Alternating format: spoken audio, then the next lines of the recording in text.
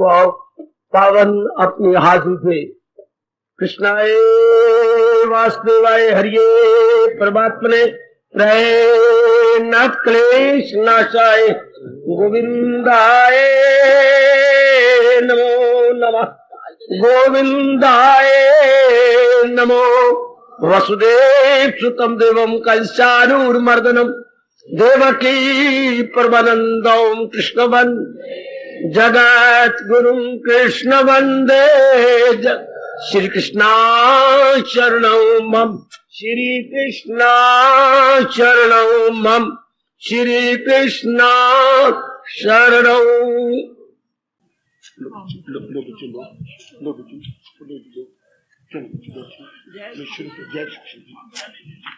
आगे बच्चे आगे आगे आगे आगे जी बच्चे जी बच्चे में आ गया लो बड़भागी गीता के पैरोकारों मेरे सज्जनों धार्मिक भाइयों कीजिए अपने मन को एकाग्र जोड़ दो ये एकाग्र मन भगवान जी की अत्यंत मधुर एवं कल्याणकारिणी वाणी में। इन दिनों बड़े आदर मान सत्कार पूर्वक हम आगामी गीता जयंती का शुभ आगमन उन्हीं के अनुरूप किया चाहते हैं। हर अध्याय का सार लिया जा रहा है। लगातार सुबह शाम आने से आपको ये भली प्रकार पता लग रहा है भगवान जी ने गीता का ज्ञान क्यों दिया। जिसमें आप आए बैठे हैं ये गीता प्रचार सेंटर है। महाराज जी ने क्यों गीता का प्रचार किया, क्यों गीता का ज्ञान दिया, इस बात को जरूर घर में बैठ के जानना चाहिए। हर एक काम जो किया जाता है उसका कोई प्रयोजन होता है। बिना प्रयोजन के मेरे देवियों सज्जनों कोई काम नहीं होता।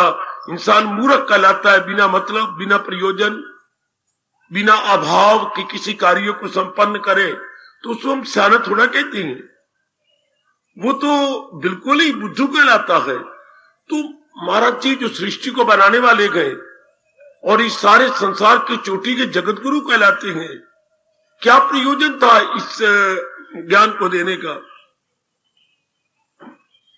माँ बाप कभी नहीं सह सकता उनके दुलारे प्यारे बच्चे किसी भी रूप में दुखी रहे।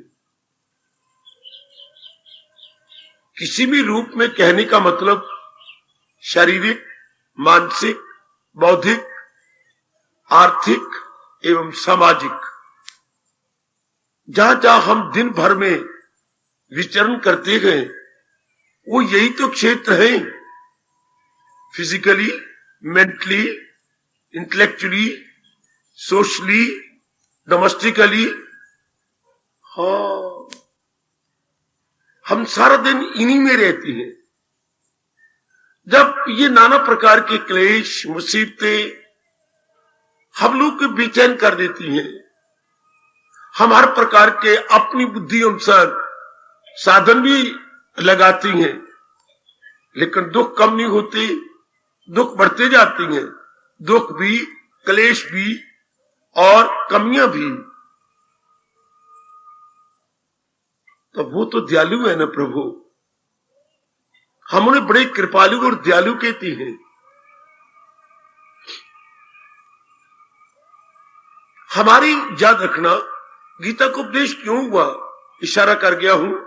नाना प्रकार के दुख जब बढ़ जाते हैं और आप इन दुखों में इंसान हारने लगता है या यूं कहिए कि वो उसके लिए दुख होपलेस बन जाते हैं, भगवान का ज्ञान बहुत काम आता।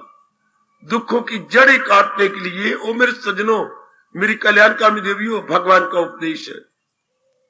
संसारी आदमी कितना ही पुरुषार्थ कर ले, मैं बहुत कमा लूं, मैं बहुत पढ़ लूं, जहां मैं चाहती है चाहता हूं मेरी शादी हो जाए, मेरा मकान अपना हो, मेरी न्यू मॉडल की कार अपनी हो, how are you try our best, his best.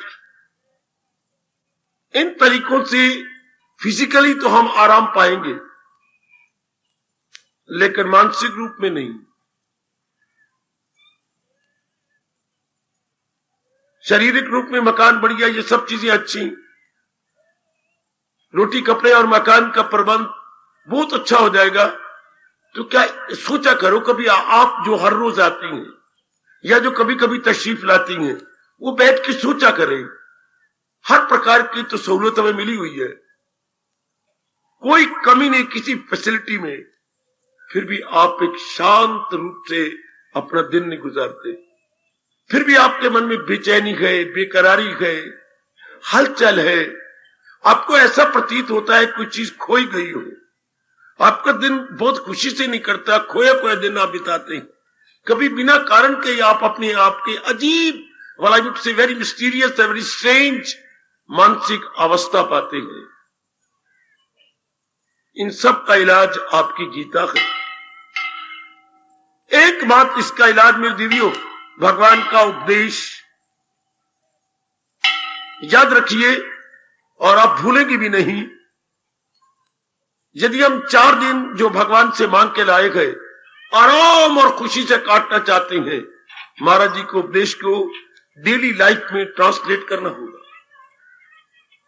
पहले तो उपदेश को समझना चाहिए कि भगवान का उपदेश, भगवान की प्रीचिंग और टीचिंग या गॉस्पेल क्या है।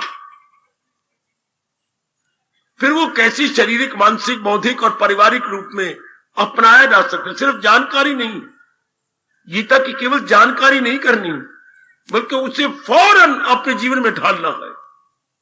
जैसे आप जो ड्रॉ करती हैं अपनी पे, मंथली पे ड्रॉ करती हैं, आप डेली लाइफ में, डेली नेसेसिटीज ऑफ लाइफ में उसे व्यय करते हैं, उसका बड़े शान से खर्च होता है। इस तरह भगवान को जो ज्ञान है वो हमारे दैनिक जीवन में, हमारी मानसिक के विचारों में और हमारे बौद्धिक इरादों में खर्च होता। जीवन 4 आम से कट जाता, जैसे आप देख रही हैं। भगवान से यही प्रार्थना किया करो मेरे देवियों कि मेरी मालिक आपको और भी दिव्य शक्ति प्रदान करें और आप इसे न केवल समझ सके अपितु अपनाने में भी एक विशेष प्रकार के कामयाबी हासिल करें। गीता सुने जाने योग्य तो जरूर है, जैसे आप महसूस कर रहे हैं, लेकिन उससे कई गुना अपनाए जाने योग्य, वो हमारे दैनिक जीवन का अंग बन जाए, हमारी मन बुद्धि का एक विशेष पार्ट एंड पार्सल बन के रह जाए। इनसेपरेबल आई मीन टू से, जैसे बाकी कई आदत हमारे जीवन के इनसेपरेबल पार्ट एंड पार्सल है। आप ये इसी प्रकार महत्ता दीजिए भगवान की वाणी को कि ये भी हमारे जीवन का एक अभिन्न अंश बन के रह जाए। गुड, तब आप खुद ही अनुभव करेंगे या रियलाइज करेंगे महाराज जी ने हमारे पर कितना बड़ा उपकार किया, कितना मन प्रफुल्लित, कितना हर्ष उल्लास, कितनी अपूर्व शांति आप खुद ही अनुभव कर रहे हैं। मेरे मालिक और करवाएंगे यदि ये पक्का इरादा आप कर रहे हैं कि मैं तो अपनाना है, महाराज जी को वाणी को अपने जीवन के एक विशेष अंग बना के छोड़ना है। तो आप तो जानते हैं, सियाने हैं, पढ़े लिखे हैं, क्या जहां इंसान अपनी ओर से पुरुषार्थ करता है चुपके चुपके और चुपके चुपके, भगवान भी तो उसकी सहायता करती है। तभी तो सियानों ने कहा गॉड हेल्प्स दोस, परमात्मा तो हर एक की सहायता करते, वो परम पिता है। नहीं, हमेशा भगवान ज्यादा सहायता पुरुषार्थियों की करते हैं, आलसियों की नहीं, पुरुषार्थी की। God helps those who help themselves, जो खुद पुरुषार्थी और खून पसीना एक करता जा रहा हो, परमात्मा की शक्ति उसकी सहायता के लिए आ जाती है। सो गीता का उपदेश केवल आपके दुखों की जड़ें काटने के लिए है।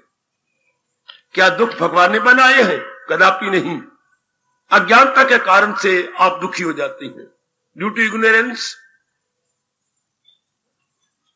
ये मूर्खता ना कीजिएगा कि दुनिया में बड़े दुख है, हमने बनाए, अज्ञानता के कारण से हमने दुख बनाए। अगर आप कमाएंगे नहीं, जुटेंगे नहीं, तो नाना प्रकार घर में जो दुख आ जाते हैं तो वो आपके न कमाने के कारण से। महाराज जी ने आपको एक एक अंग करोड़ों रुपए का दिया है, आप इसे यूटिलाइज कीजिए और गुर्बत की डाकनी को घर से निकालिए।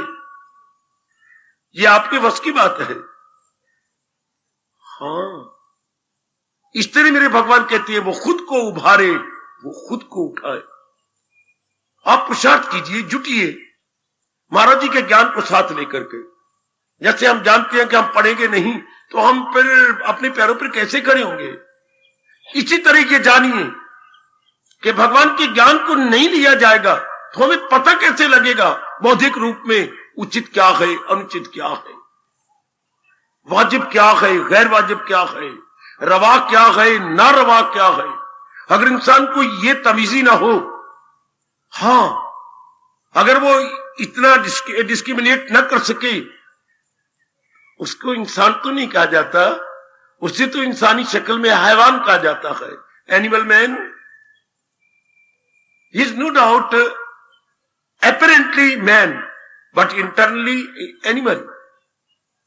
इन दरिंदों परिंदों चरिंदों को पता नहीं होता क्या उचित है क्या अनुचित है, लेकिन इंसान को तो एक विशेष फैकल्टी मिली है मेरे सज्जनों, ओ मेरे देवियों, जो ये बता देती है ये उचित है ये अनुचित है। उचित को हम अपने जीवन में ढालते हैं, अनुचित को आप इससे निकालने की भरसक चेष्टा करते हैं। We try our utmost कि ये चीज अनुचित है। अनुचित कैसे पता लगता है अनुचित? उसका परिणाम दुख होता है, उसका परिणाम बेचैनी होता है। उचित का परिणाम शांति, आराम, चैन, वाला मिनट से पीस ऑफ माइंड। गुड।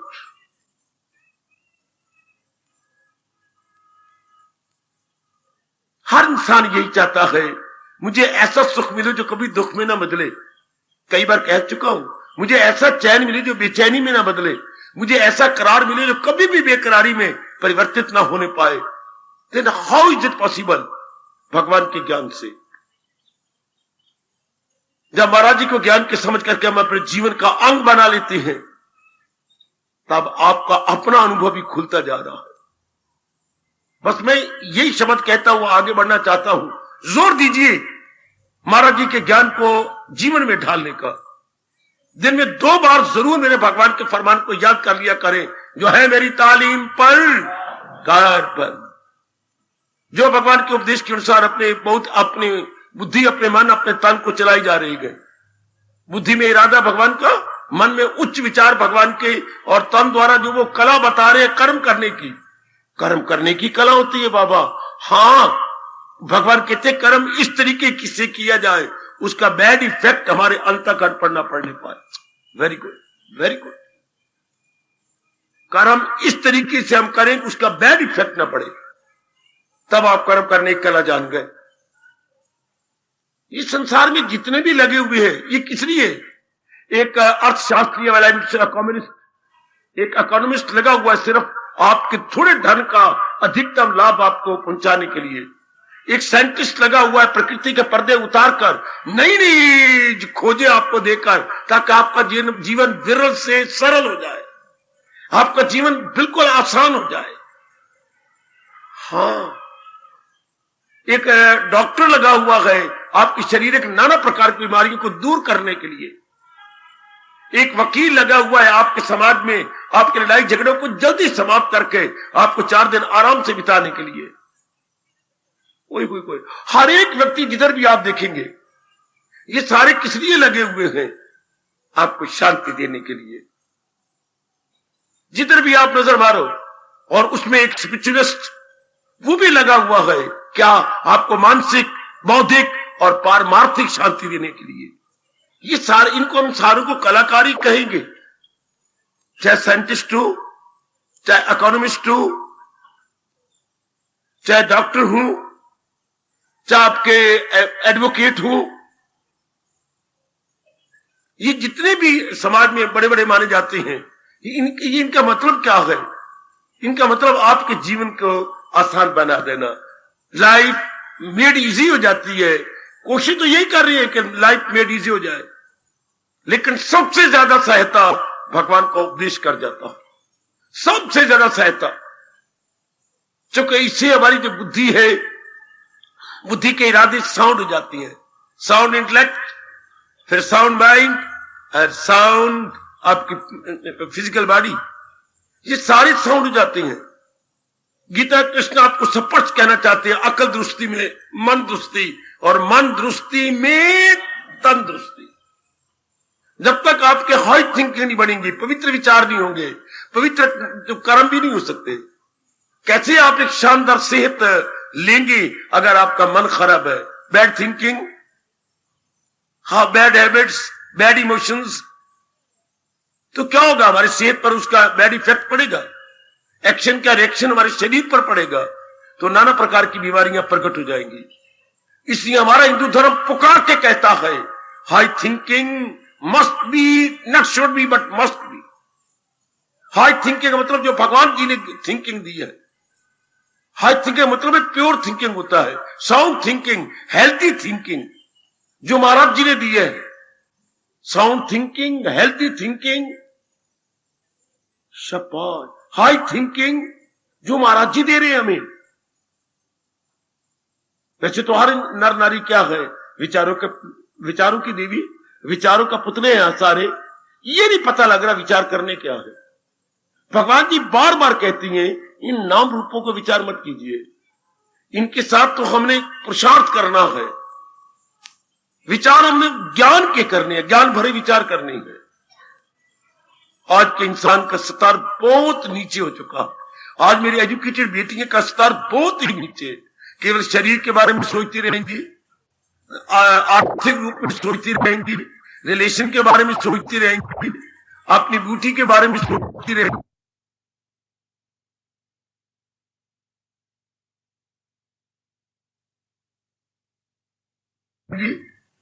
अपनी औलाद के बारे में सोचते रहेंगे। ये भी कुछ सोचने वाली बातें हैं। अगर कोई बैठ के विचार करे तो क्या सारा दिन मैंने इन्हीं बातों में काट देना है? सोच रहा था जो भगवान ने ज्ञान दिया है, जो भगवान ने हमें जो है मनोवैज्ञानिक रूप से समझाया है, हाँ, सोच रहा था हमने उसके आधार पर, विवेक के आधार पर, वैराग के आधार पर, भक्ति के आधार पर। और हम क्या सोच रहे हैं? काम के आधार पर, क्रोध के आधार पर, मोह के आधार पर, लोभ के आधार पर। इसका after effect must be bad, must be wearing the mind. और इधर के भगवान जी के बताए हुए ज्ञान के आधार पर सोचती हैं, माइंड ऑलवेज इन पीस। कितना शांति आप अनुभव करती हैं। भगवान जी ने बड़ी दलीलें देखी।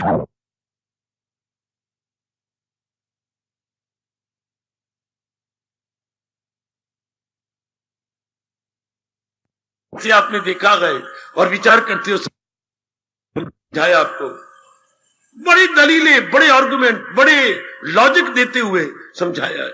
दुनिया में यह पहला शास्त्र है जो आपको लॉजिक से समझाता है, दलीलों से समझाता है, युक्ति युक्त बात करता है, युक्ति युक्त। अच्छा, जिससे हम कन्विंस हुए बिना रह ही नहीं सकते।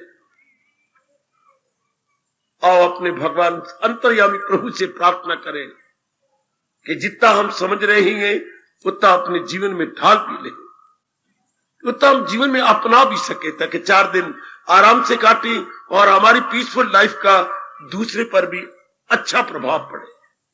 भगवान की नजरों में वही बहुत प्यार पाती है या पाता है जिसके द्वारा वो खुद ही शांत है और अनेक लाभ उठाते हैं। मैं जरा भी बढ़ा के बात नहीं कर रहा। प्रभु बड़े खुश होती हैं जिसके जीवन में शांति है और दूसरों को भी शांति का संदेश मिलता है। इन अदर वर्ड्स, जिसका जीवन आदर्श जीवन है, आइडियल लाइफ। सुनते आ रहे हो ना बचपन से, example is better than precept. दूसरे को समझाने के बजाय अगर हम खुद ही उसे जीवन में उतार ले, action speak higher than words. इतनी ताकत शब्दों में नहीं होती जितनी हमारी प्रैक्टिकल लाइफ में ताकत होती है। प्रैक्टिकल लाइफ द्वारा हम सज्जनों देवियों दूसरों पर ज्यादा प्रभाव डाल सकते हैं, या अपने आप में दूसरे प्रभावित हो जाते हैं, प्रभावित हुए बिना रह नहीं सकते। तो गीता इसी नाते से पढ़ा करें, इसी नाते से सुना करें कि मेरे जीवन में एक नई बहार आ जाएगी, एक नई रौनक आ जाएगी, नाना प्रकार के दुख सदा के लिए निकल जाएंगे। मैं अपना कल्याण कर लूंगा, मैं लोक परलोक अपना बना के जाऊंगी। गीता के सुनने का ये भाव मन में बिठाना चाहिए। ये मन कितना प्रशांत रहता है, कितना आनंदित। और फिर अब आज के इंसान अपनी खुशी के लिए, देख लो रोने की बात है, अब कितना डिपेंड करता है अपनी खुशी के लिए, कितना पर डिपेंड करता है। कितनों पर, जिसको हम कहेंगे मनोरंजन, मनोरंजन के लिए कितनों पर डिपेंड करता है। कहीं क्लब में जा रहा है, बट वाई, फॉर मनोरंजन से। आप सिनेमा में जाते हैं, पर वाई, मनोरंजन से उब गए हैं, जरा थोड़ी देर सुस्ता ले, थोड़ी देर जरा खुश हो जाए, टीवी देखती हैं, रेडियो सुनती हैं, बागों में घूमते हैं। आप शादी करती हैं और बीवी और पत्नी, पति पत्नी लेकर के आप शहरों में जाती हैं, या घंटों बैठ करके इधर उधर की बातें बनाते हैं, बट वाई, जरा हमारा वक्त आराम से कट जाता है। देखिए जरा अपनी खुशी के लिए कितनों पर आप डिपेंड करते हैं। कभी आपने सोचा, ओ मेरी पढ़ी लिखी माताओं, मेरी अच्छी बेटियों, कभी सोचा ये कितनी एक लानत की बात है, खुशी मेरी और मुट्ठी में तेरी। मैं अपनी खुशी आपसे लेना चाहता हूं, मैं अपनी खुशी एक आदमी से लेना चाहती हूं, मैं अपनी खुशी एक नौकरी से लेना चाहता हूं, मैं अपनी खुशी एक क्लबों से, पार्क से, घूमने फिरने से और बागात से लेना चाहती हूं, मैं अपनी खुशी बच्चों की कलकैरियों से लेना चाहती हूं, एक गंदे सिनेमा की पिक्चर से मैं अपनी खुशी, जिनका कोई कैरेक्टर नहीं, कोई दीन ईमान नहीं, ऐसे सिनेमा स्टार से लिया चाहती हूं। कभी नहीं सोचा आपने कि मेरी खुशी का आधार क्या है? ऐसे इंसान कभी नहीं शांत रह सकते। आज के इंसान कितना डिपेंड करता है अपनी खुशी के लिए, अपनी, मैं हैप्पीनेस नहीं कहूंगा, मियर प्लेयर, प्लेयर के लिए कितनी जगह इंसान घूमता है, नारी घूमता है। कितनी बार कि मैं बोर हो गई हूं, घर में बैठ के मैं बोर हो गई हूं, जबकि शांति का घर भगवान बजाते खुद है, आनंद का घर प्रभु जी है। अब ये पता ही कोई नहीं, ये समझ ही नहीं। मेरे गुरुदेव जी ने कहा था, एक व्यक्ति को सिगरेट पीने का बहुत ही चस्का था, या यूज टू था, या एडिक्टेड था, या प्रोन टू था, बड़ी बुरी लत लगी हुई थी उसे सिगरेट पीने की। जब भी उसकी आंख खुलती वो सिगरेट अपना जला लेता और पीता, लेकिन उसे डर बहुत लगता था रात को।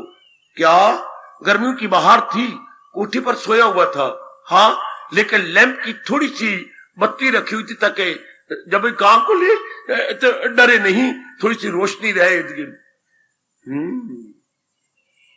तो लैंप जलता रखता था, थोड़ा थोड़ा रोशनी रहती थी ताकि उसके मन पर बैड इफेक्ट न पड़े, क्योंकि वो बहुत ही ऐसे विचार सोच जिससे वो उथल पुथल हो जाता था। एक दिन की बात तो सुनो। क्या बाबा, क्या हुआ? उसके दिया की सिलाई की डिबिया में एक भी सिलाई नहीं रही, जिसको वो रगड़ के आग प्रकट करी और अपना सिगरेट बखा ले, एक भी नहीं रही सिलाई। अच्छा, लेकिन उसको बहुत आग लगी, बेचारा बड़ा मजबूर हो गया, बहुत मजबूर हो गया। लैंप हाथ में लिया, जरा आग, लैंप की बत्ती ऊपर की, पड़ोसी के पास गया, सोनलाल, सोनलाल, और टाइम क्या है? रात का 1:30 बजे, 1:30 बजे, और गर्मियों की बहार है। सोनलाल जी, ए सोनलाल मेरे भैया, ए मेरे हमदर्दी भैया।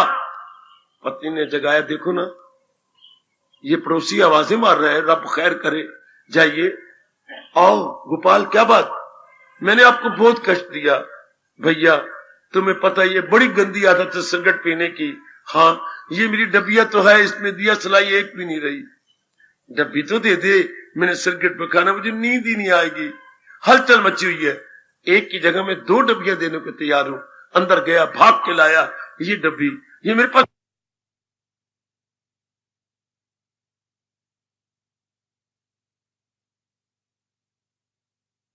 खाली डब्बी है, इसमें कोई तीलियां दे दे, नहीं तो ये तो अच्छी बात नहीं, ले जा। लेकिन गोपाल, एक बात कहूं, ध्यान देना मेरे बच्चों, वहां पर किस ढंग से चोट मार के चले गए। एक बात कहूं, तेरे पास खाली डब्बी भी थी।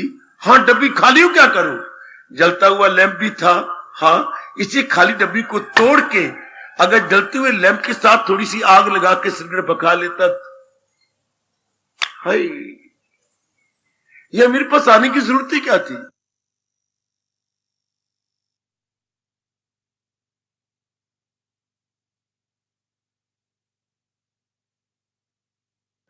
तेरे पास खाली डब्बी तो थी ना, इसको तो तोड़ लेता और इसके लॉक के साथ, इसकी विक के साथ लगा देता।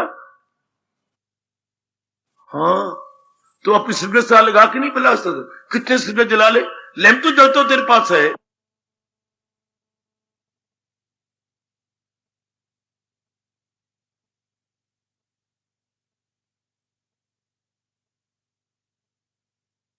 हाँ, लानत है मुझे, ये तो मुझे पता ही कोई नहीं। अनुभवी महापुरुष ये कहेंगे, अगर थूथरा करके इंसान अंतर्मुखी होता जाए, कितनी शांति है घर उसके भीतर में गए, अपने अंदर ही कितनी शांति है। पर अगर थोड़ा करके प्रैक्टिस करें, little by little, gradually, by and by, अगर हम जुटे रहे, लगे रहे, इसलिए कहा जाता है slow but study wins the race. भले हम धीरे धीरे किसी काम को करें, लेकिन देखिए जोर किस पे दिया गया है, स्टेडी, मतलब निरंतर, there should be no break at all, continuously, whether in any field of work, में आप जुटे हुए किसी भी क्षेत्र के अंदर, लेकिन वो निरंतर, विदाउट अंतर, विदाउट ब्रेक। तो ऐसा इंसान के गले में सिरप डाली जाती है कामयाबी, नो डाउट। थोड़ा करके भगवान के ज्ञान को आप अपनाते जाइए। हम शांति के लिए किसी पर डिपेंड नहीं करेंगे। शांति का चश्मा, शांति का घर तो हमारा अपने अंदर में है। शर्त यह है कि जीत थोड़ा अंतर्मुखी होता जाए, पर यह पहले विश्वास करे अटूट कि शांति का घर मेरे परमात्मा। Happiness, abode of happiness, my God himself. ये बार बार देखिए, बार बार जाने, तो हम थोड़ा करके अभ्यास करते जाएंगे। थोड़ा अभ्यास जैसे हमें दिमाग में गए कि मैं गुर्बत को घर से निकाल सकता हूं, मैं पढ़ूंगा, वो दिन रात आप पढ़ रही है, आप मुझे, मैं अपने आप क्वालिफाई करूंगा। कितने आप आर्ट सीख लेती हैं, आपको बड़ी अच्छी नौकरी मिल जाती है। इस समय आप 7,000 पर मंथ अर्न कर रही है, वेरी गुड। और गुर्बत अपना समूह लेकर के आपके घर को छोड़ चुकी है, आप बाहरी रूप में आप इंजॉय कर रहे हैं। तो आपने मेहनत की और बाहरी रूप में आपको मेरे भगवान ने कामयाबी दी। इस तरह आत्मिक रूप में सोचो मेरे देवियों, गीता जी हमें इंटरनली सिखा रही है कि अंदर के मन में बेचैनी ना हो, बेकरारी ना हो, विक्षेपता ना हो। ये जो नेगेटिव क्वालिटीज है, ये काम, ये क्रोध, ये मोह, ये लोभ, अहंकार, ये आपकी बड़ी बड़ी शांति को बिल्कुल मिनटों सेकंडों में क्या कर देती हैं, बिल्कुल रफलिंग, हाँ, खराब करके रख देती है। आपको अपने जीवन को रीशफल करना पड़ता है, बार बार फिर उसमें लग जाना पड़ता था। आपका मन मस्ट बी स्टैंड स्टिल। ये तो फिर भगवान के ज्ञान से हो सकता है, महाराज जी के ज्ञान से। जैसे उस दिन ही मैं कह रहा था महापुरुषों की बात, आपने पानी का घड़ा भरा, मिट्टी का घड़ा, मिट्टी के पानी का घड़ा भरा और रख दिया, लुढ़क गया, वो तो लुढ़क गया, इधर इधर इधर। जब टाइम में आपको पानी की जरूरत पड़ेगी, उसमें तो बहुत थोड़ा पानी रख दो, लुढ़क गया। तो बाबा पानी ना लुढ़कता, ये क्या करना चाहिए? तो चौखटा हम लकड़ी का रख देते, चौखटा बच्चे, ये 4 लकड़ियां बनी होती है ये, और चौखटे के ऊपर घड़ा रखते। हाँ, घड़ा बिना पहनते के उसको कोई पहनता तो है नहीं, और चौखटे पे रहता, बिल्कुल सीधा होकर रहता, आपका सारा दिन आपको पानी भर भर के देता। हाँ, इस तरह मन का कोई बेस तो है नहीं, एक ही बेस है, भगवान का ज्ञान। अगर ज्ञान की चौखटे पर हम रख दें मन को, यानी उसका आधार ले लें, आहा हा हा हा, जी कितना आनंदित हो जाता है। मेरे बुजुर्गों, मेरे भाइयों, मेरी माताओं और मेरी कल्याणकारी देवियों, कितनी शानदार marvellous life, very peaceful life. मैं कैसे प्रकट करूं आंतरिक भावों और विचारों को और अपने उस अनमोल अनुभव को? बस ये पहले यकीन करना चाहिए कि आत्मनिएव आत्मना तुष्टा, आत्मनिएव आत्मना तुष्टा। मैंने अपने मन को अपने अंतर में ले जाना है, अंदर ही मेरी शांति का घर है। धीरे धीरे कट, आज अवस्था कुछ, कल कुछ, परसों कुछ।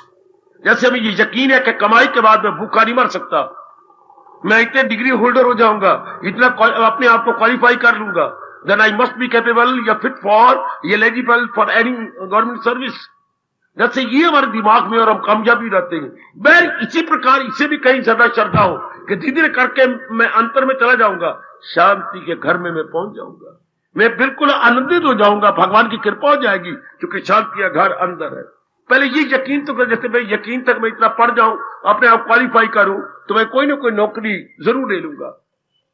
इस तरह हम अपने आप पे ये यकीन तो करें जैसे आप कर रहे हैं कि शांति का घर बाहर नहीं है। बाकी चीजें सारी चेंजेबल, पेरिशेबल, चेंजेबल, पेरिशेबल, सब चीजें परिवर्तनशील है और नश्वर है, जा रही हैं, 5 तत्वों से बनी है और 5 तत्वों में मिलती जा रही है, composing from elements and going back two elements. तत्वों से बन रही हैं, तत्वों में जा रही हैं। सारी चीजें दुनिया में composing, decomposing. Everywhere you see, not only see but perceive.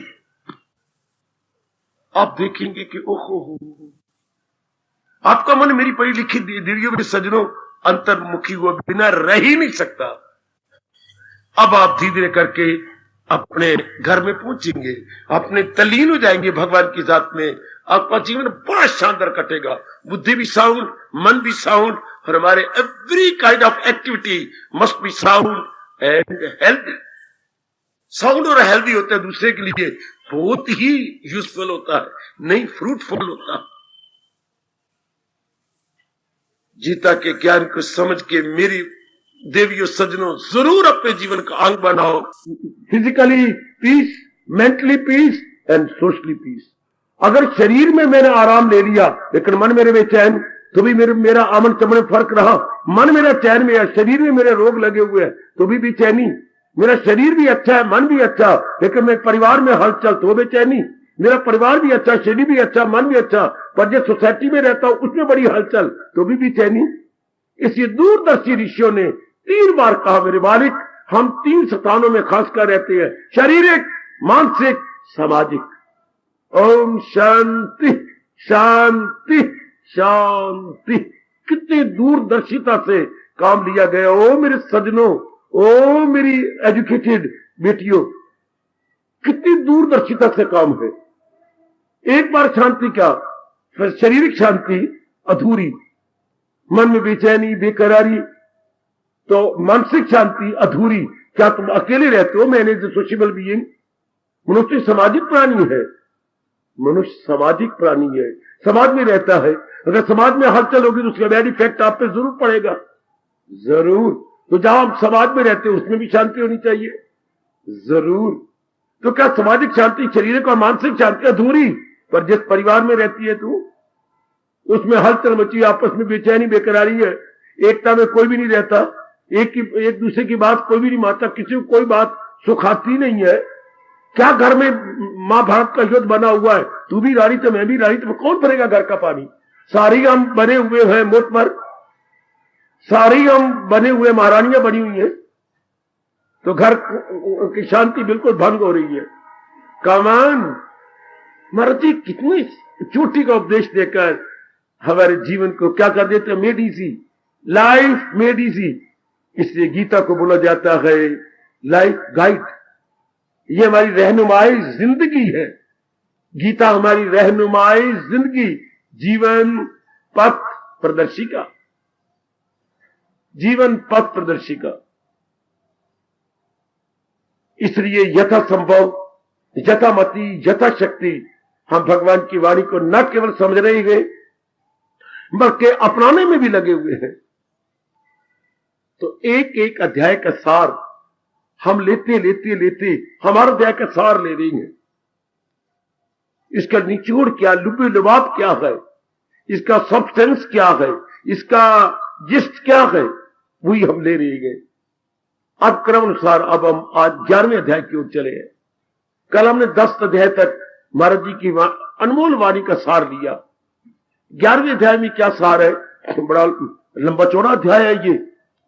हाँ, जो 10वें अध्याय में भगवान ने अपनी विभूतियां दिखाई, अर्थात अपनी डिवाइन पावर दिखलाई, उसका साकार रूप क्या है? आपका 11वां अध्याय है, विश्व रूप दर्शन योग। ये आपका 11वां अध्याय है। 11वें अध्याय के जैसे मानो आपको अम्मा ने एक कहानी सुनाई, किसकी? सत्यवान सवित्री की। सत्यवान की और सवित्री की सारी जीवनी सुनाई। हाँ, अब दूसरे दिन पिताजी बाजार से क्या वीडियो कैसेट लेके आ गए।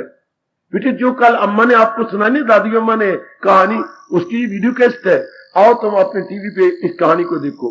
तो जो अम्मा ने सुनाई साकार रूप में वो नजर आएंगे, कैसे वो सत्यवान, कैसे वो सवित्री, और कैसे उनका प्यार, कैसे उनकी शादी हुई, और कैसे उस बेवकूफ ने जुआ खेल लिया और अपना हार हरा करके कैसे अपने उसके बाप ने फिर हार गया बेचारा, हार हरा करके जंगलों में धक्के खाने लगा और किस तरह वो बाहर आ गए इत्यादि। अब वो कैसेट के अंदर हम साकार रूप में देख रही हैं। Story personified, story personified, story का साकार रूप आपका वीडियो कैसेट। इस तरह जो बातें हमने 10वें अध्याय में महाराज जी कह रहे थे, उसका साकार रूप आपका 11वां अध्याय है। 11वां अध्याय आपकी वीडियो कैसेट है। 11वां अध्याय 10वें अध्याय का वीडियो कैसेट, वहां उसका विराट रूप है मेरे भगवान का, भगवान का विराट रूप। जी मेरे सजनों, ओ मेरी कल्याणकामी देवियों, वहां पर क्या इस राज को प्रकट किया जा रहा है। ध्यान से 11वें अध्याय का सार क्या है? अनेक में भी एक है और एक में भी वही अनेक है। एक से अनेक, एक से अनेक और एक से फिर अनेक वही, एक से अनेक, अनेक में फिर वही एक। यह है 11वें अध्याय का सार। भगवान से ही सारी सृष्टि हुई है, भगवान ही एक है ना। ध्यान देना जरा आप सब के सब। अनेक कौन? अनेक कैसे? अब समझ नहीं आएगी। अनेक घर में आओ ना, घर में क्या आपके पिताजी है ना, हेड ऑफ द फैमिली? जरूर। शादी किसने की? पिताजी ने। पिताजी किसी की रेडीमेड पली पलाई लड़की ले आए। हाँ, फिर कितने भाई हैं आपके? 5। और बहनें कितनी है? 5। अच्छा, शाबाश, ये 10 हो गए। कितनी रौनक घर में लगी हुई है। हाँ, पर ये कौन हुए हैं? हम कहते हैं ये मेरी बहन है, ये मेरे भाई। ये तो एक सोचनी बातें है ना। हाँ, और अगर हम साइकोलॉजिकली बातें करें, अब मनोवैज्ञानिक और दार्शनिक बातें करें, तो पिताजी ही अपने आप में अनेक हो गए हैं। पिताजी ही अनेक हो गए हैं। अगर आप दार्शनिक बातें करते, पिताजी ने अपने आप को जरबे लगाई, अपने आप को जरबे लगाई, अपने आप को मल्टीप्लाई का फादर हिमसेल्फ मल्टीप्लाई। उसने मल्टीप्लाई किया कि नहीं अपने आप को?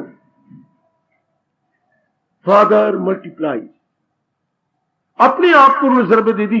जैसे मैं पहाड़ा पढ़ता हूं, ये देखिए मैं 2 का पहाड़ा पढ़ रहा हूं। 2 दूनी 4, 2 3 6, ये 2 के अंक बढ़ते जा रहे हैं, क्योंकि गुना करते जा रहे हैं, हम उसे मल्टीप्लाई करते जा रहे हैं। 2 चौके 8, 2 5 10, 2 ही जरबे लेकर के अंक बढ़ जाता है। पिताजी ही अपनी कामना बढ़ा करके अपने को अनेक रूप में घर में देख रहे हैं कि नहीं? अपनी कामना के जरबे लगा रहे हैं कि नहीं? जो एक से अनेक हो गए। बैल इसी प्रकार आपका धर्म बताता है आपको, आपका यूनिक सनातन वैदिक धर्म आपको कहता है एक ही भगवान अनेक हो गए हैं। जरा प्रकृति के वर्ग देखिए, मैं ऐसी क्लासिफिकेशन बताऊं आपके। प्रकृति में वर्गीकरण है बेटी, जैसे हमारे समाज का वर्गीकरण है क्या? ब्राह्मण, क्षत्रिय, वैश्य, शूद्र। एक समाज को शानदार तरीके से चलाने के लिए हमारे वर्गीकरण है समाज में। ब्राह्मण हमारे हेड होते थे, आज नहीं रहे तो खाएं धक्के। हम भी धक्के खा रहे, वो भी धक्के खा रहे, वरना ब्राह्मण काम था हेड की तरह। जैसे इस शरीर ने, हेड सिर ने सारे शरीर को संभाल रखा है। क्षत्रिय थे हमारे बाजू, सारे शरीर की रक्षा करने वाले, और वैश्य थे हमें खाने पीने की चीजें देने वाले, हमारे पेट, और शूद्र थे हमारे पैर। अब ये चारों इकट्ठे रहे तो एक शरीर कितना आराम से चल सकता। ब्राह्मण हेड, हाँ, क्षत्रिय आपके वॉरियर्स एंड मिलिट्री मैन बाजू, और वैश्य जो है आपका पेट, सब चीजें लेकर के सारा डिस्ट्रीब्यूट करता है to every part of the body. और शूद्र क्या है बेचारे? लेबर क्लास, ये आपके इन सारे तीनों की सेवा कर रहे हैं। हमारे ये विशेष शब्द है, बाकी पिटते थे अंग्रेज, उनको भी समझ आई कि जिनको हम ब्राह्मण कहती हैं उनको वो कहते हैं फिलोसफर। किसी देश में फिलोसफर ना हो तो देश बेड़ा गर्क। समझाएगा कौन, बताएगा कौन, कौन ये हमें समझाएगा प्रॉपर क्या है, इम्प्रॉपर क्या है। फिलोसफर थिंकर जरूर होने चाहिए। हमने ब्राह्मण कहते हैं, महात्मा कहते हैं, संत कहती हैं, ऋषि कहती है, हमारे शब्द को और है, मतलब उनका जो है अर्थ वही है, मतलब वही है। हम जिन्हें क्षत्रिय कहते हैं वो वॉरियर्स कहती हैं, मिलिट्री मैन कहती है, देश की रक्षा करने वाले, डिफेंस करने वाले, जैसे हाथ डिफेंस करती हैं। जरा भी आपके शरीर पर कोई वार करने लगे, हाथ कट जाएंगे लेकिन बचाएंगे, आपके अंगों को बचाएंगे। वाह!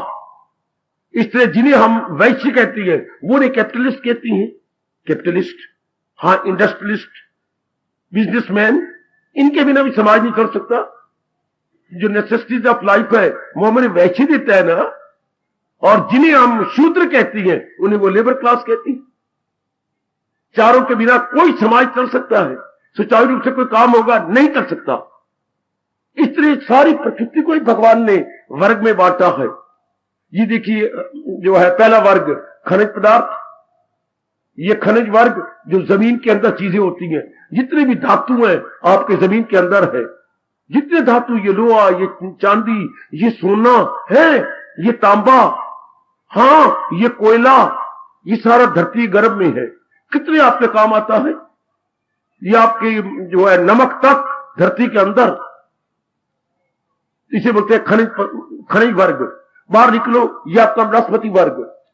ये जितनी भी खाने पीने वाली चीजें, ये वनस्पति जितनी भी आपको धरती देती है, वृक्ष रूप में दे या उपज रूप में दे, ये सब आपके वनस्पति वर्ग। आगे चलिए, आगे आपका पशु वर्ग, हाँ कितना दूध देते हैं पशु आपको। आगे पक्षी वर्ग, हाँ देव वर्ग, हाँ आगे राक्षस वर्ग, हाँ ये मनुष्य वर्ग। इसे बोलते हैं सारी प्रकृति एक वर्गीकरण हुआ पड़ा है। सारी प्रकृति का एक क्लासिफिकेशन है और कितने सुचारू रूप से प्रकृति चल रही है, कितने तरीके से। लेकिन ये जो वर्गीकरण है कर कौन रहा है? भगवान जी। कोई ना कोई तो इस सारे का ऑर्गेनाइजर होना चाहिए। ध्यान देना काका, कोई इसका डायरेक्टर होना चाहिए, कोई ऑर्गेनाइजर, कोई डायरेक्टर, उसके बाद चल कोई इसका संचालक होना चाहिए। आई मीन टू से ऑपरेटर। ऑर्गेनाइजर वही होना चाहिए, ऑपरेटर होना चाहिए। बेटे ऑर्गेनाइजर, ऑपरेटर, डायरेक्टर जरूर होना चाहिए। जैसे हम कहेंगे निर्देशक, संचालक, सुव्यवस्थापक जरूर होना चाहिए। ये खुद परमात्मा है। मैं एक शब्द कहूंगा, बाकी मुश्किल है। संचालक और इसको ऑपरेट कौन कर रहा है? इतनी बड़ी प्रकृति के वर्ग को जो मैंने वर्गीकरण बताया आपको, खनिज पदार्थ, वनस्पति पदार्थ, वनस्पति वर्ग, आपका देव वर्ग, दानव वर्ग, मनुष्य वर्ग, पक्षी वर्ग, पक्षु वर्ग, कितना वर्ग है, कितनी क्लासिफिकेशन है। तो इसका कोई तो संचालक होगा जरूर, मस्ट बी। उस वर्ग, उस संचालक को हम भगवान कहते हैं, उस ऑपरेटर को हम भगवान कहते हैं। हाँ, छोटी सी एक लाउड स्पीकर चल रहा है और चारों ओर आवाज जा रही है, अंदर ऑपरेटर बैठा हुआ है जो इतनी मशीनरियों को ऑपरेट कर रहा है। कितने एम्पलीफायर है अंदर, कितने अंदर दूसरे माइक पड़े हुए हैं, और भी जो है स्टेबलाइजर है, बिजली को स्टेबलाइज करने के लिए पूरी पावर इनको एम्पलीफायरों को मिले। और ये स्पीकर के पीछे जो लगे हुए हैं सारे ठीक अपना काम करते रहे। एक आपका ऑपरेटर है अंदर, सारा ऑपरेट कर रहा है। इसमें बराबर आवाज है, जरा ऊंचा हो जाता है इसमें से साउंड ज्यादा आएगी। ऑपरेटर इसी बड़े पैमाने पर, इतनी बड़ी सृष्टि का भगवान है ऑपरेटर। एक लार्ज स्केल पर तो कोई ऑपरेटर चाहिए। हाँ, उन्हीं को हम संचालक कहते हैं। तो ये सारा गर्वज है, क्या बताता है? वही एक से ही सब कुछ अनेक हुआ है, अनेक की निगरानी में ये सब कुछ हो रहा है। सुनो मेरे जीवो, ओ नेक जीवो, ओ नेक मेरी देवियों, एक की संचालक में ही, एक की संरक्षण में ही सब कुछ हो रहा है। जैसे पिताजी की लुकिंग में सारा परिवार बड़ा अच्छा हो रहा है, पिताजी लुक आफ्टर कर रही है। घर में केयर टेकर कौन है? अंग्रेजी की बड़ा अच्छा शब्द है केयर टेकर। केयर टेकर कौन? इस सारे संसार का केयर टेकर कौन है? भगवान जी। हमारे घर का care taker, head of the family पिताजी। तो इतनी बड़ी सृष्टि का तो होना चाहिए, लाजमी तौर पर संचालक होना चाहिए, हाँ संरक्षक होना चाहिए। कौन है संरक्षक? पिताजी। और इधर भगवान जिससे सृष्टि बनी है, जैसे पिताजी से ही परिवार इतना फैल गया, 5 बहनें 5 भाई, फिर 5 भाइयों की 5 जो है बहुएं, फिर हमारी बहनों के 5 जो है पिताजी की जवाई, वही फिर इनके 2-2 3-3 बच्चे हैं हर एक के, तो ये कितने बन जाते हैं? 46 बन जाते हैं। 46 एक पिताजी से 46। और अभी आगे आगे देखिए होता है क्या, कहां तक ये परिवार नियोजन कर लेंगे और बढ़ते जाएंगे। पर एक पिताजी से अनेक, एक से अनेक, एक से अनेक, इस तरह एक भगवान से अनेक। जरा ये मन में रखिए, 11वें अध्याय का पाठ, एक भगवान से अनेक, हाँ, और फिर अनेक होते हुए फिर भी एक है। क्यों? धीरे करके सारे भगवान में समाये जा रहे हैं। परले तो होगा, क्योंकि प्रकृति का नियम है, जो चीज पहले ना हो, प्रकट हो, कुछ दिन के बाद अपना काम करने के बाद वापस चल जाएगी। 1 घंटा पहले आप जहां नहीं थे, घंटे बाद भी आप जहां दिखाई नहीं देंगे।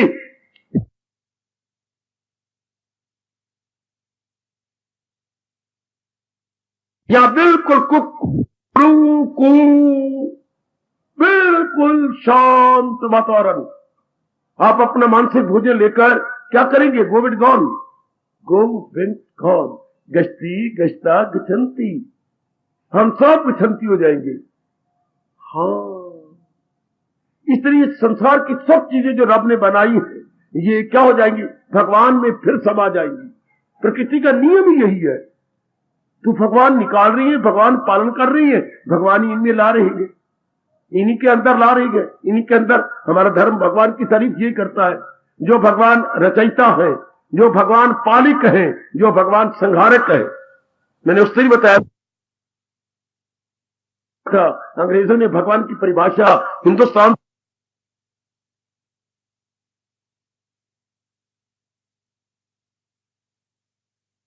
तो ली है कॉपी को। पहले धर्म तो यही था, वैदिक धर्म। ये उन्होंने गॉड बनाया, गॉड भगवान के लिए गॉड। क्यों? कोई और शब्द क्यों नहीं बना दिया? और बना नहीं सकते थे, क्योंकि जी का मतलब जनरेटर, ओ का मतलब ऑपरेटर, और डी का मतलब डिस्ट्रॉयर। GOD जनरेटर, पैदा करने वाला, ओ ऑपरेटर, इनका पालन करने वाला, और डिस्ट्रॉयर, इनको अपने में ले लेने वाला। जनरेटर, ऑपरेटर, डिस्ट्रॉयर कौन? भगवान जी। वो खुद है, एक से अनेक बन रही है, अनेक का पालन करके अनेक को फिर वापस लेती है। इसको मेरे गुरुदेव जी क्यों समझाया करते थे देवियों। मैं सवेरे भी समझा रहा था, क्या जैसे 9 का पहाड़ा होता है, 9 का पहाड़ा हमारा गुरु है।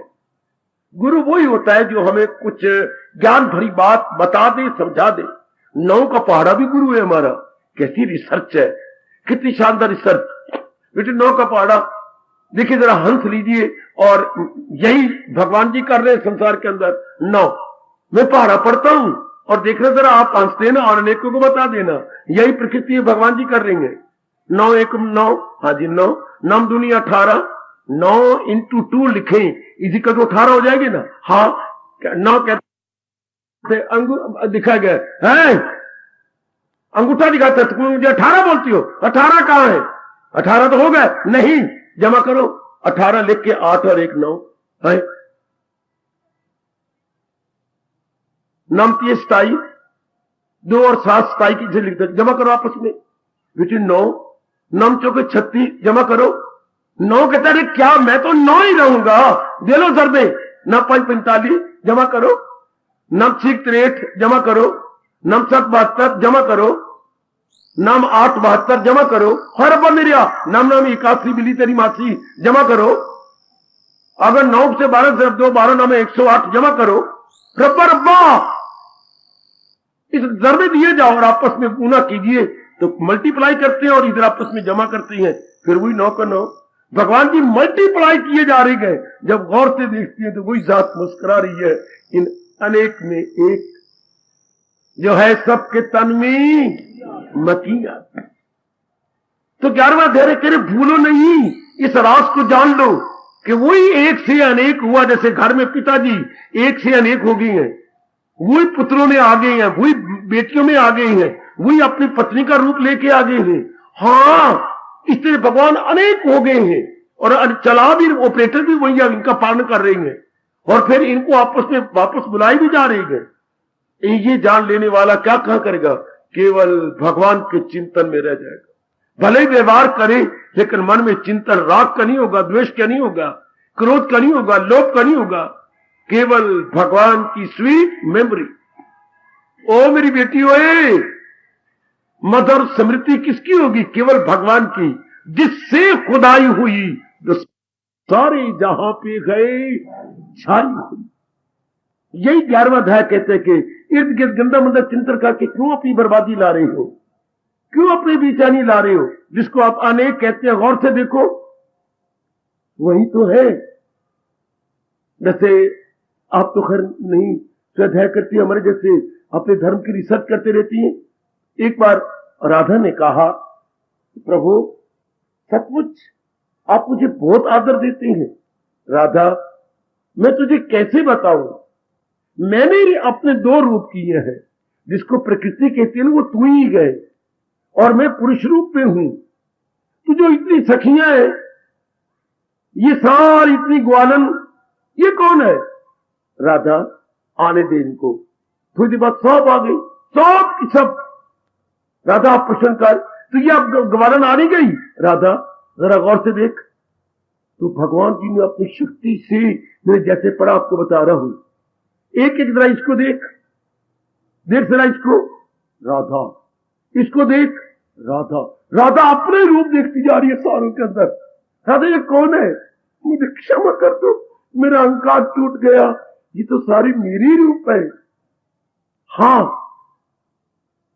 और जरा देख, हाँ जरा देखना, अब इनको फिर गौर से देख। एक ही भगवान इन सारों में, पहले अपना रूप देख लिया इन सारों के अंदर, फिर भगवान का रूप देख लिया। राधा क्या गए? मेरे प्रभु, ये सब आप ही का रूप है। यहां आके आपका हिंदू धर्म चरम सीमा को पहुंचता है जब ये आपको अनुभव करवाता है, एक में अनेक, अनेक में एक, मेरे ही भगवान, मेरे ही इष्टदेव, मेरे ही परमात्मा। वो एक से अनेक हो जाती हैं। जैसे मैं 9 का पारा बताया, नजर तो अनेक हो गया, कहां स्थाई, कहां त्रेट, कहां आगे आगे बढ़ता जा रहा है। 72 अंक बढ़ते जा रही है, लेकिन गौर से देखें तो वो 9 ही है। वैसे बार देखते तो वर्गीकरण कितना है। मैंने अभी बताया था, खनिज वर्गीकरण, बृहस्पति वर्गीकरण, देव वर्गीकरण, देव वर्ग, हाँ, और आपका दानव वर्ग, मनुष्य वर्ग, कितनों वर्ग, कितने वर्गों में बटा हुआ है, यानी कितनी क्लासिफिकेशन है समाज में। हाँ, लेकिन गौर से देखें, एक ही परमात्मा की शक्ति इन सब में काम कर रही है। एक ही शक्ति चारों ओर काम करती है। ये जान लेने वाला, भगवान खुद कहती है, वो तन मन से करता गए जो पुरुषोत्तम इस तरह जाने मुझे, वो तन मन से करता गए।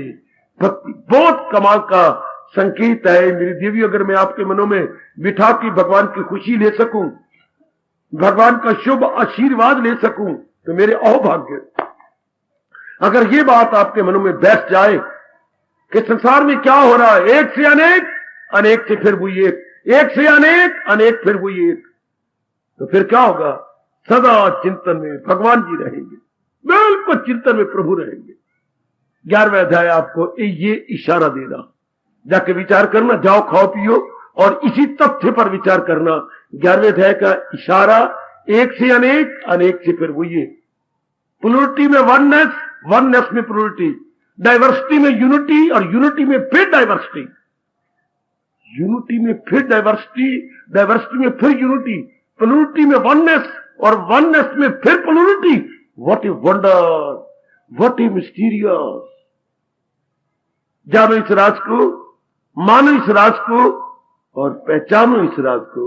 जानो इस राज को, बुद्धि से जाना जाता है, मन से माना जाता है और अपने मेडिटेशन में पहचाना जाता है। जानो, मानो, पहचानो। प्रकृति का जरा जरा मुझे और आपको कह रहा है, जानो, मानो, पहचानो, जानो, मानो, पहचानो। जानो मानो पहचानो।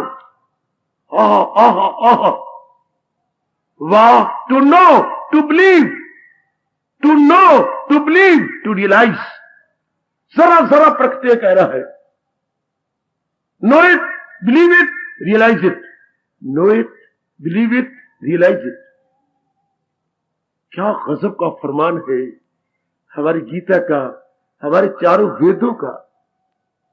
कितने चोटी का फरमान है। गीता तो सारे वेदों की कुंजी है, गीता तो सारे वेदों का खुलासा है, वेदों में डिटेल है। गीता आपकी गाइड है जो उसी का निचोड़ लेके आपको बता रही है, समझा रही है। और हम अपनी ओर से पूरी चेष्टा कर रही हैं, करते रहेंगे अपना लेने की, जीवन में ढाल लेने की। जाके जरूर विचार करना। 11वें अध्याय के संकेत में फिर उच्चारण कर रहा हूं, वही एक से अनेक हो गया है और अनेक से फिर एक में जा रहा है, तो वही है, वही आपके इष्ट देव, वही भगवान। एक से अनेक, अनेक से फिर वही एक। और आगे 9 का पारा याद रखना। 9 तो 9 का अंक तो 9 ही है, लेकिन हम जरबे दिए जा रही हैं, मल्टीप्लाई कर रही हैं, गुना कर रही हैं, 9 का फिर भी 9 रहता है। इस तरह भगवान नजर आते हो 84 लाख योनियों में है। नहीं, 84 लाख योनियां कहने मात्र की हैं। It is मियर talking, not in reality. Reality नहीं है ये, सिर्फ एक व्यवहारिक रूप में या एक जबान का चलावा मात्र है, जबान का चलावा मात्र। ओ मेरी देवियों, ओ मेरे सज्जनों, आओ मेरे साथ आरती उतराऊं, लेकिन पहले कुछ आपके मुख से कहलवा के फिर आरती उतराओ। और जरा तहे दिल से पुकारो अपने भगवान को और भगवान के सामने ये वचन दो अपनी सच्चे दिल से, जैसे आप सच्चे दिल से साधना की जा रही है। और जरा मेरे साथ शामिल, भगवान को हाजिर नाजर जानते हुए जरा बिल्कुल बड़े ध्यान के साथ, बड़ी होशियारी के साथ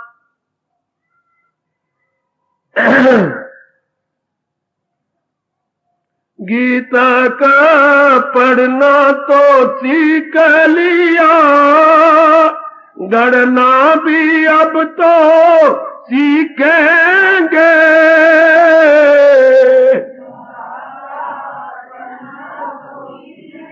बड़े प्रेम से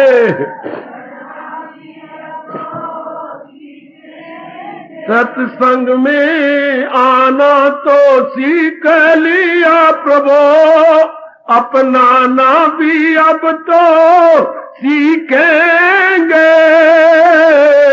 सत्संग में बहुत अच्छे, बहुत अच्छे। भगवान को हाजिर नाजर जान के वचन दो अपने मुख से। गीता का पढ़ना तो सीख लिया है, वे गढ़ना भी अब तो सीखेंगे।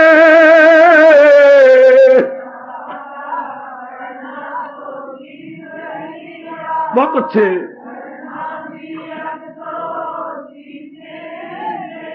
जब श्री चरणों में आन पड़े, सुनिए, जब श्री चरणों में आन पड़े, अब बंधन हमारे टूटेंगे। जब श्री चाहे जाओ,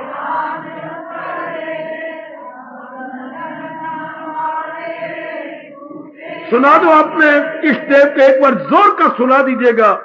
जब श्री चरणों में आन पड़े, अब बंधन हमारे टूटेंगे। जब श्री चरण, बहुत अच्छे।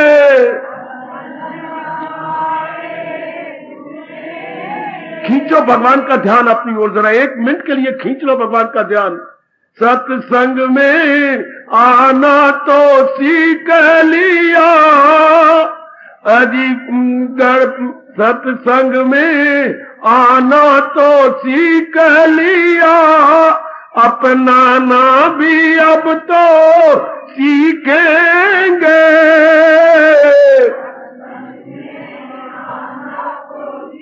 बहुत अच्छे।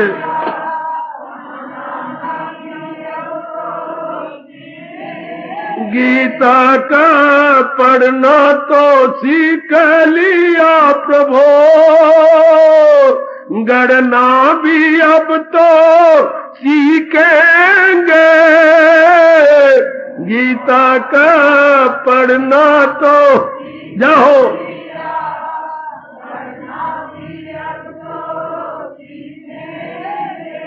जब श्री चरणों में आन पड़े, अब बंधन हमारे टूटेंगे। जब श्री चरण ओए होए है, जब श्री चरणों में आन पड़े, अब बंधन हमारे टूटेंगे। जब श्री चरण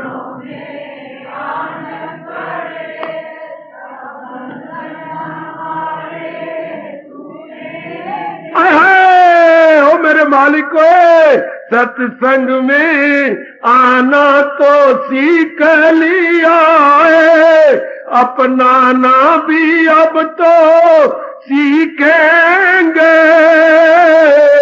सत्संग में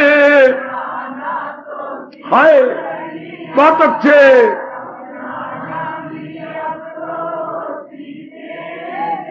गीता का पढ़ना तो सीख लिया है, गढ़ना भी अब तो सीखेंगे।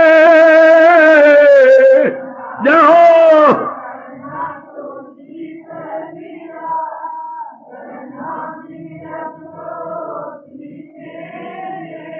दो शक्ति मेरे मालिक, अब तो अपनाने का शौक, गढ़ने का शौक पैदा कर दिया आपने। हमें शक्ति दो, इस वचन को हम आपके देखते देखते पूरा कर ले। हार्दिक धन्यवाद, हार्दिक आशीर्वाद। अब अपनी शहंशाह की आज आरती बड़े प्रेम और श्रद्धा से उतारे।